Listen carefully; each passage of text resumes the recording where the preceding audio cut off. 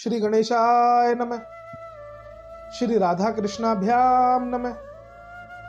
श्री गुरुदेवाय नमः। राधे राधे मित्रों, आप सभी का स्वागत है हमारे YouTube चैनल कृष्णदास में। आशा करता हूं कि आप और आपका परिवार स्वस्थ एवं सकुशल होंगे। आइए मित्रों, कथा में प्रवेश करते हैं। मित्रों, भगवान श्री कृष्ण के जिस स्वरूप का आज मैं वर्णन करने जा रहा हूं, इस स्वरूप की जो आधारशिला है, या यूं कहूं कि इस स्वरूप का जो प्राकट्य है वह द्वापर काल में ही हो चुका था, किंतु श्री विग्रह रूप में यह कुछ 500-550 वर्ष पूर्व ही प्रकट हुआ था। मित्रों, एक बार भगवान श्री कृष्ण और मां राधा रानी ने जिस स्थान पर जल क्रीड़ा की थी, श्री कृष्ण ने उस स्थान को युगल घाट के नाम से संबोधित किया था।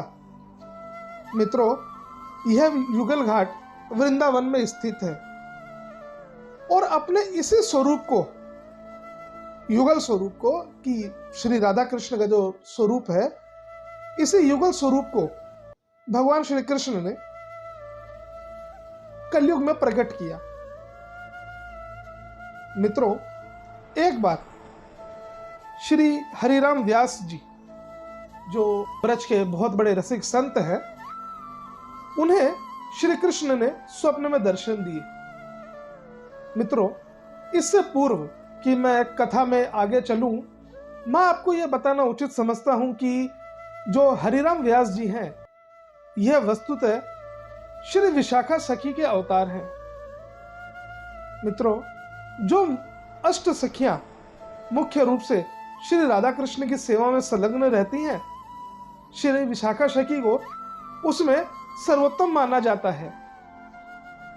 श्री विशाखा सखी के लिए ब्रज में यह भी कहा जाता है, श्री विशाखा सखी सब सखियन सरदार।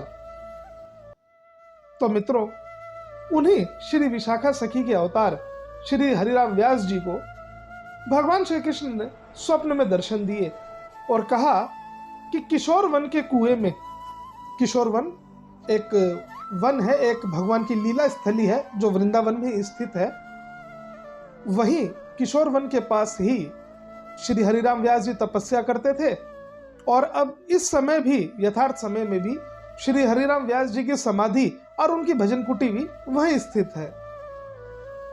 तो मित्रों, श्री कृष्ण ने श्री हरिराम व्यास जी को स्वप्न में दर्शन देकर कहा कि मेरा स्वरूप इस कुएं में स्थित है, तुम उसे बाहर निकालो।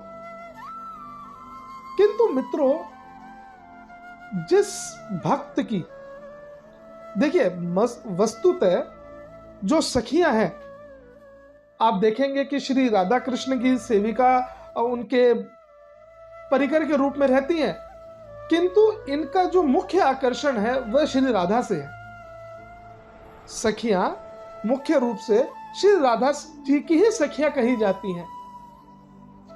इसलिए हरिराम व्यास जी ने अपने स्वभाव के अनुसार ही श्री कृष्ण से कहा कि मैं आपको कुएं से तभी निकालूंगा जब आप मेरे एक प्रश्न का उत्तर देंगे।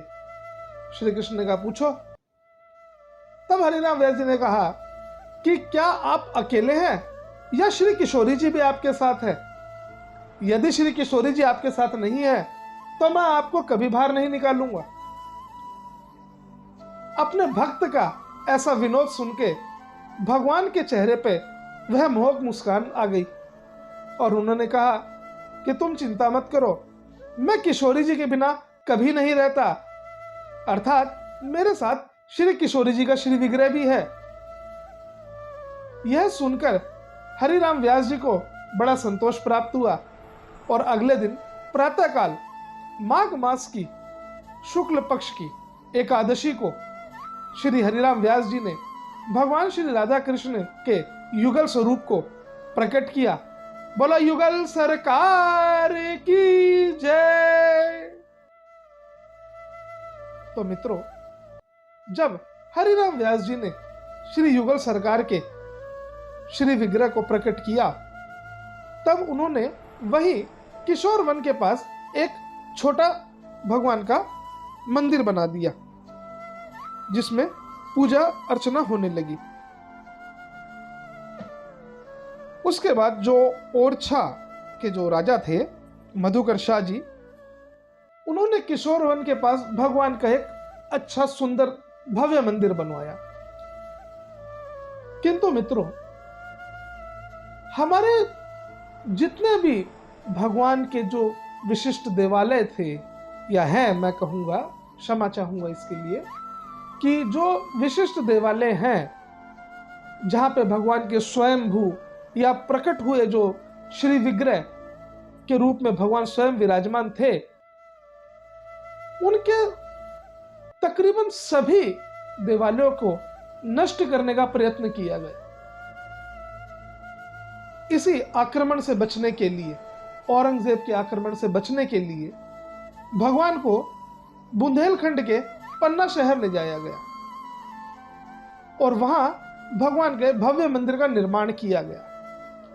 आज भी भगवान का श्री राधा कृष्ण का विग्रह वहां स्थापित है और बड़े ही धूमधाम और हर्षोल्लास से और भक्तिपूर्ण भाव से भगवान के दर्शन, पूजन और अर्चन किया जाता है। मित्रों, युगल किशोर मंदिर के विषय में एक विशेषता जो आज भी प्रचलित है वह यह है कि मुख्य रूप से भगवान को जो भोग समर्पित होता है वह दोपहर से पहले ही हो जाता है और रात्रि का भोग भी भगवान को सायकाल में हो जाता है। किंतु यह विश्व का एकमात्र मंदिर ऐसा है, मुझे लगता है ऐसा है, कि जहां भगवान को दोपहर का भोग 2:30 बजे और रात्रि का भोग 10:30 बजे लगता है। इसका मुख्य कारण यह है मित्रों कि वहां भगवान के नहीं, एक राजा के रूप में प्रतिष्ठित है और जब तक प्रजा का एक एक व्यक्ति भोजन ना कर ले तब तक राजा के लिए भोजन करना अनुचित होता है। इसीलिए जब पूरा शहर भोजन करके अपने कार्य में संलग्न हो जाता है, श्री युगल किशोर जी उसके पश्चात ही भोजन करते हैं और रात्रि में जब समस्त शहर भोजन करके, अधिकांश लोग तो उस समय निद्रा को भी प्राप्त कर लेते हैं, उसके पश्चात ही भगवान भोजन ग्रहण करते हैं। तो मित्रों, ऐसा है स्वरूप हमारे युगल किशोर का। मित्रों, आशा करता हूं कि हमारी वीडियो आपको पसंद आई होगी। यदि आपको हमारी वीडियो पसंद आई तो लाइक और शेयर करना ना भूलें और अगर आप हमारे चैनल पर नए हैं तो कृपया सब्सक्राइब करना ना भूलें। राधे राधे।